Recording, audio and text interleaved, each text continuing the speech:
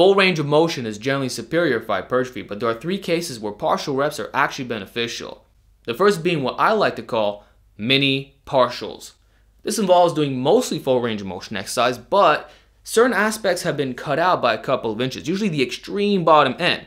This way, the net stimulus is still large, but recovery isn't as compromised to the same extent. Also, it factors in anthropometry and active range of motion of the exercise. Big difference between full ROM of the muscle you're trying to bias and full ROM of the movement, usually in a strength training context. For example, if you're doing a Romanian deadlift or a good morning, where you're maximally flexing the hips, you will hit a point where the torso cannot lower any further.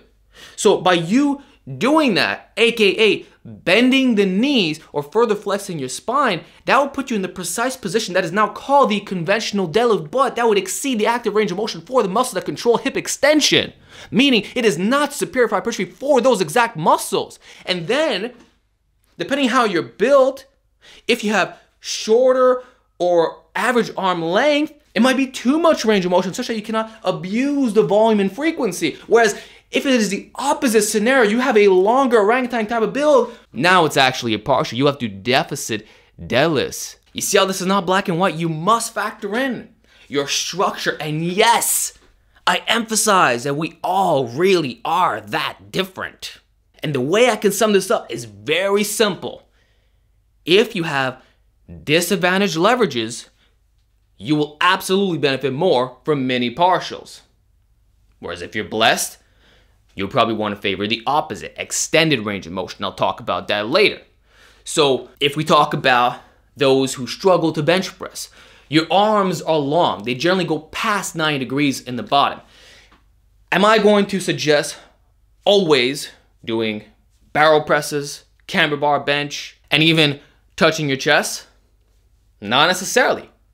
Now, this doesn't mean I'm going to say to do little bodybuilder bro reps where you're going a couple inches above doing this, because I believe in standardized range of motion even for partials, but there's a smart workaround. Doing the floor press for one, which is the original variation. For most people, they will not be touching their chest. So you'll be a couple of inches right here, still stretching it enough, and it'll build your raw bench so you don't have to worry about carryover. Or better yet, you can perform pin presses or strap presses if your rack permits it. Again, slightly above the chest. You're still gonna get the same range of motion as a shorter arm lifter.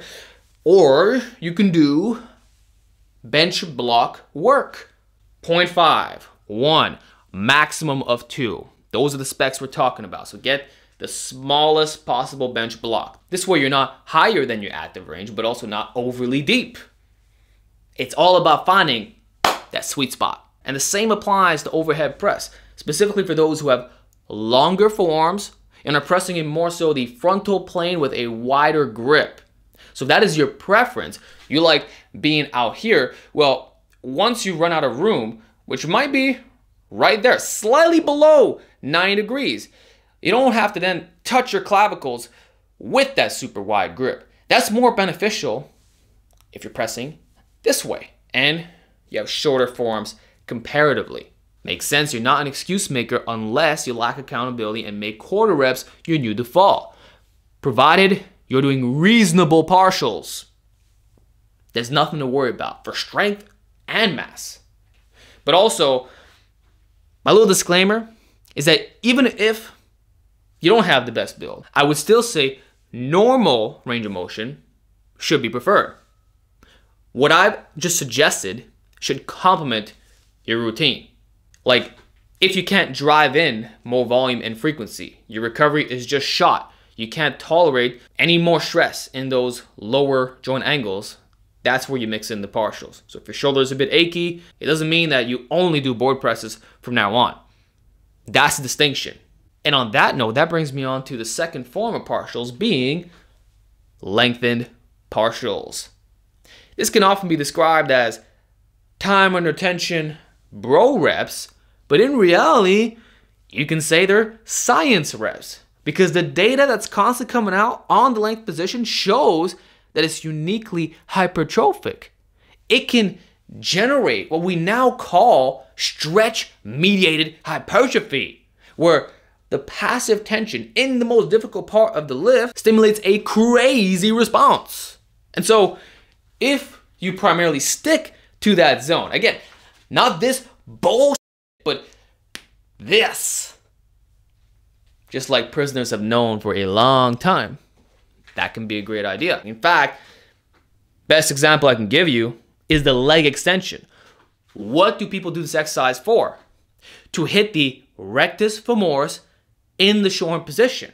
Yet, it's been shown that when shortened partials, lengthened partials, and full range of motion are compared, lengthened partials come out on top. Even on an exercise that's not even designed for that purpose. Imagine. So, muscles that benefit from the weighted stretch, which appears to be most, we can absolutely assert that skipping the lockout is fine. From a pure bodybuilding perspective, for strengthening the movement pattern, for joint specificity, for strength athletes, I would probably not recommend this. And the truth is, you're still going to build well over 90%, if not all your muscle mass, doing just regular range of motion. Like, I would still call it overrated if you're still doing the bottom range, but nonetheless, if you want to prioritize it, in the long run, there's nothing wrong with that. You compare those in the military who do full range of motion push-ups versus guys in the penitentiary. Little baby reps, as they called it, pumping.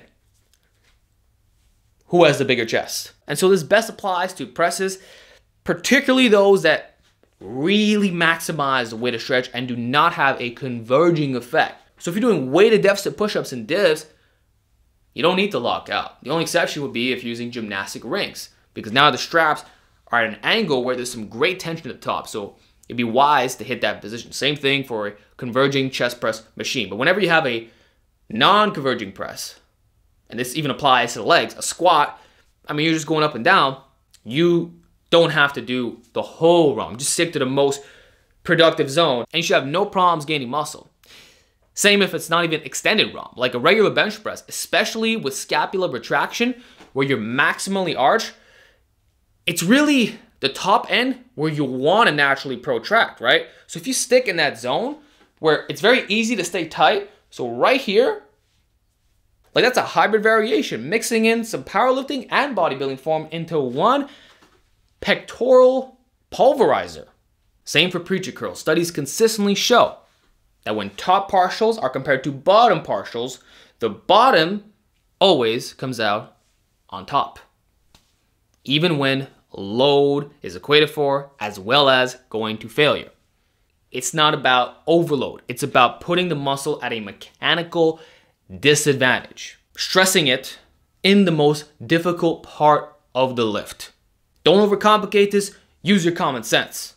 The more you prioritize the lengthened position, on average, the better your gains will be. And one more thing.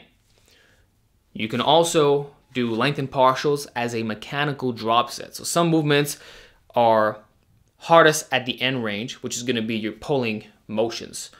Pull-ups, lat pull-downs, most rows. Unless using a specific lever machine where the plates become vertical in the end range, such that in the bottom stretch position, it is most difficult.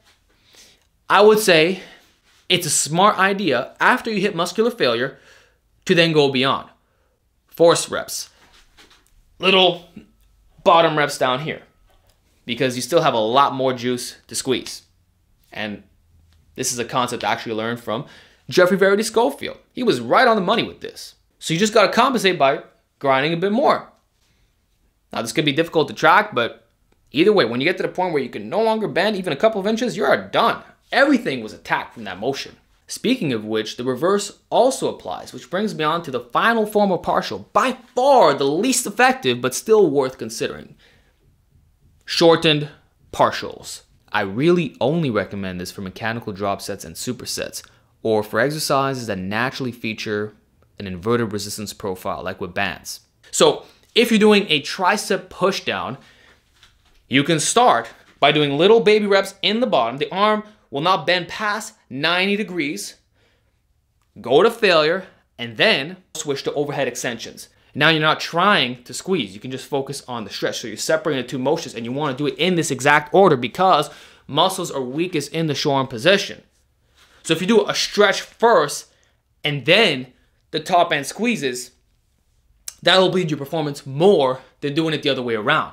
And then depending what you're supersetting, it might not be wise to do full range of motion for both. For example, if you're doing a banded crossover for pecs combined with dumbbell flies, you can do partials on both because the fly has no tension at the top and the banded crossover barely has anything in the bottom because the band is not really stretched out that much. And even if it is marginally, the tension, proportionally speaking, from here to here is all.